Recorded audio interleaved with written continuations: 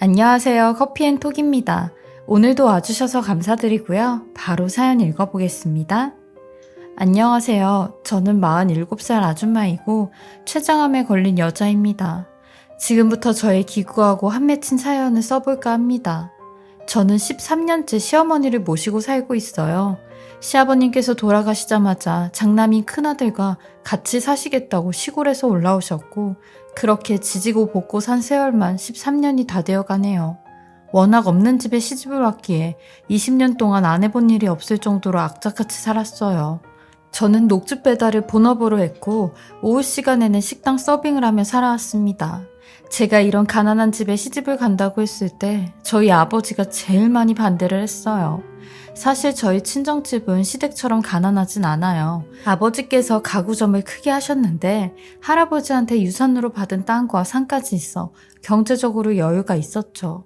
간혹 아버지 사업이 어려울 때면 그 땅을 하나씩 팔아서 재개를 하셔서 살면서 경제적인 어려움은 없었습니다. 근데 엄마 없이 아버지 혼자서 키운 장녀가 이런 가난한 남자와 결혼을 하겠다고 하니 눈에 흙이 들어가도 안 된다고 하셨어요. 그리고 결혼한다고 하면 평생 얼굴 볼 생각하지 말라고 하셨습니다. 근데 뭔 놈의 콩깍지가 이렇게 씌었는지 그때는 남편이 제 전부인 것 같더라고요. 그렇게 아버지의 반대에도 불구하고 결혼을 하였습니다.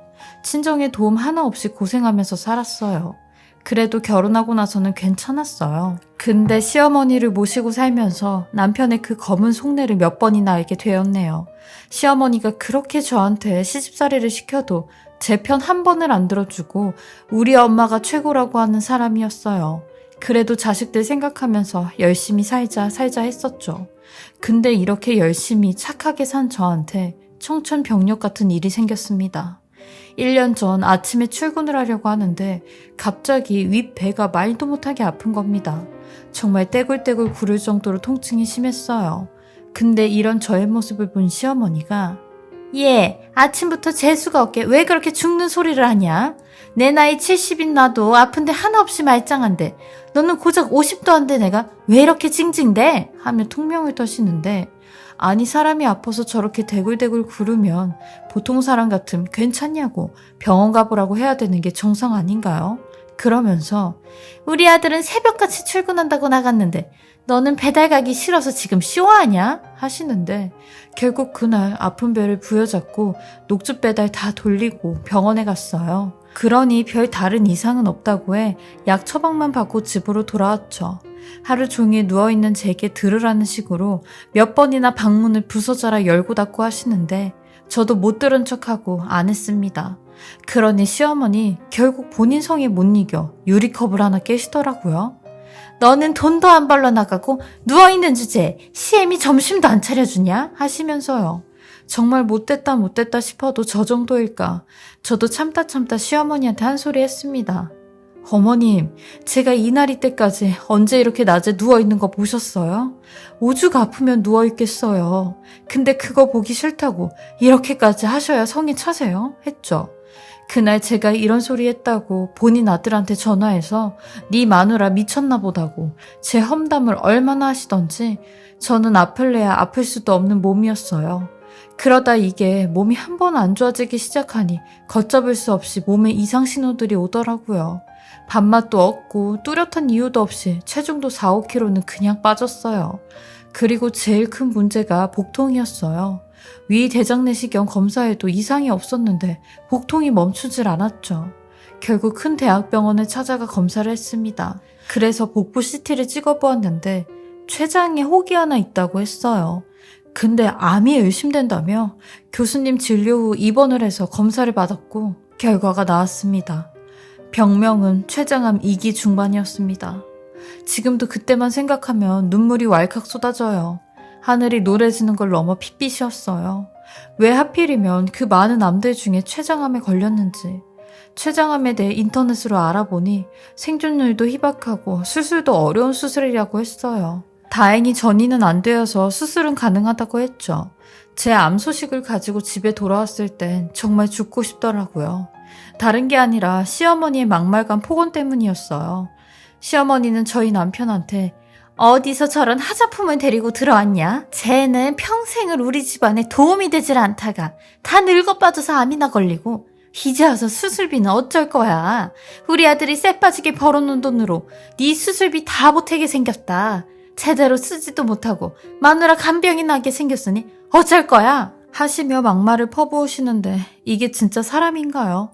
저도 악에 받쳐 울면서 시어머니한테 어머님, 말씀 그렇게 하지 마세요. 나중에 천벌 받으세요. 제가 이 집에 와서 평생 놀고 먹고 했어요? 지금 그걸 말이라고 하시냐고요? 하니 제가 드디어 머리가 어떻게 됐네. 아프니까 눈에 뵈는 것도 없냐? 어차피 죽을 병이면 괜히 돈만 버리지 말고 수술도 받지 말어. 하시는데 그런 시어머니한테 들고 있던 가방을 바닥으로 내리쳤어요. 그리고 바닥에 주저앉아 23년 동안 너 같은 놈이랑 산 내 세월이 아깝다며 꺽꺽거리고 울었죠. 네 엄마 모시고 사느랴 이런 병도 걸린 거라고. 당신네들이 나를 병자로 만들었다고 난리를 쳤어요. 그러니 남편놈이 하는 말이 자기 엄마한테 뭐 하는 짓이니에요. 지 엄마가 틀린 말 한 거 하나도 없다며 조용히 안 해?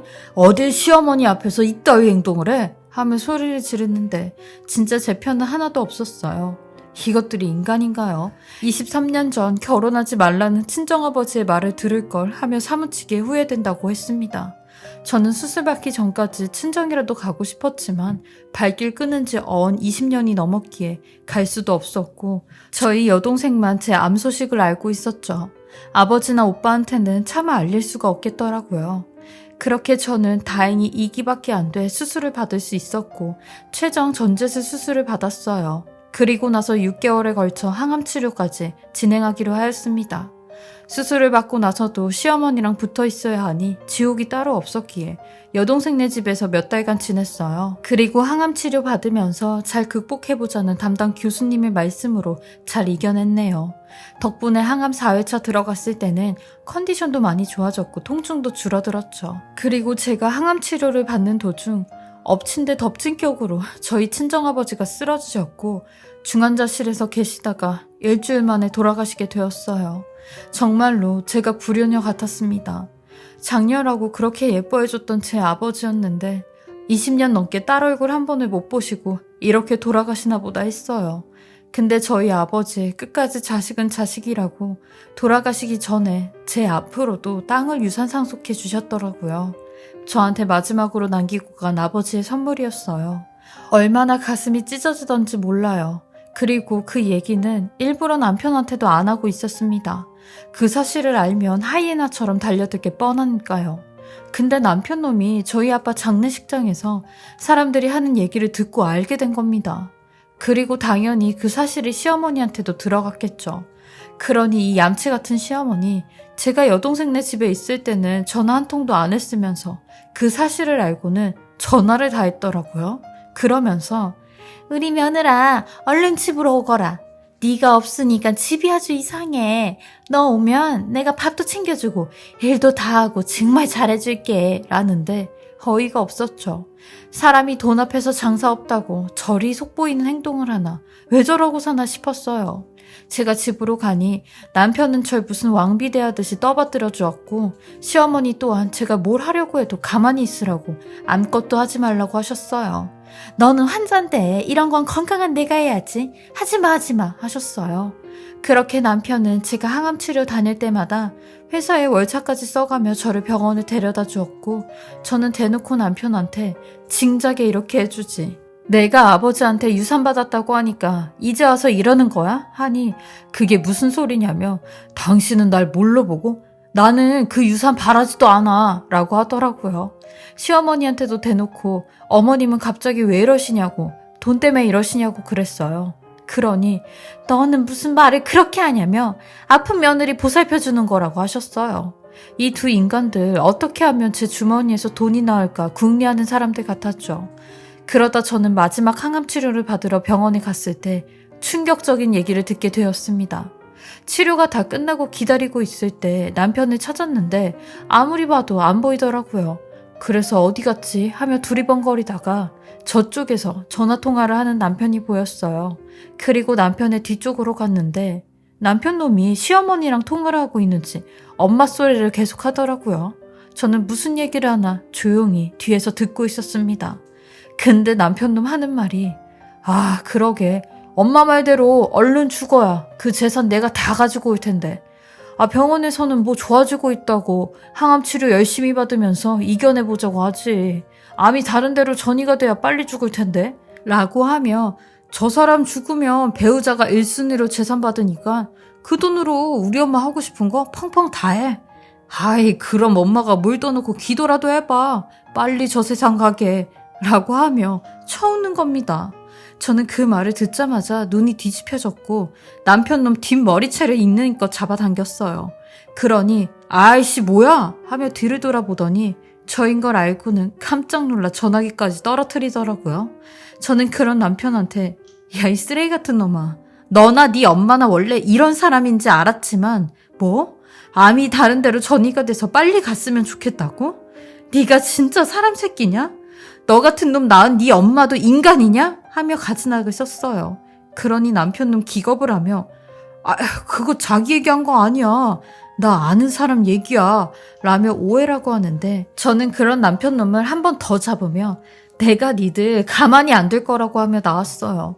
그리고 집 들어가기 전에 법원에 가서 이혼 서류 하나 뗐습니다. 그리고 시어머니랑 남편놈 면상에 집어 던졌어요. 시어머니는 왜 이러냐며 네가 오해한 거라고 절대로 네 얘기한 거 아니라고 하는데 내가 진짜 등신으로 보여요? 당신들이 그따위로 말하면 내가 곧이곧대로 아 그러셨구나 들을 줄 알았냐고요? 하며 당장 이혼 서류 쓰라고 했습니다. 그러니 남편놈은 죽어도 자기는 이혼 안 할 거라고 내가 이혼 안 해주겠다는데 어쩔 거냐고 그러는데 저도 소송한다고 했어요.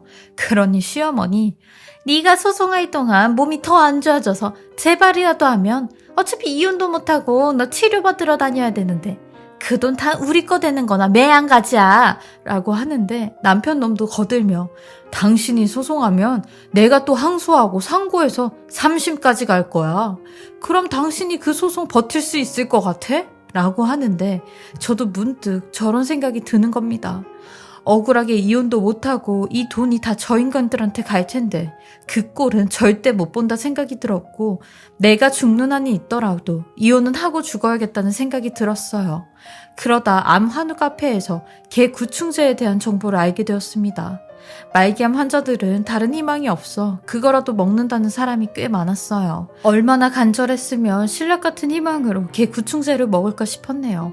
정말 제 마음과도 같았죠. 그리고 사람 구충제를 먹는다는 분도 있더라고요.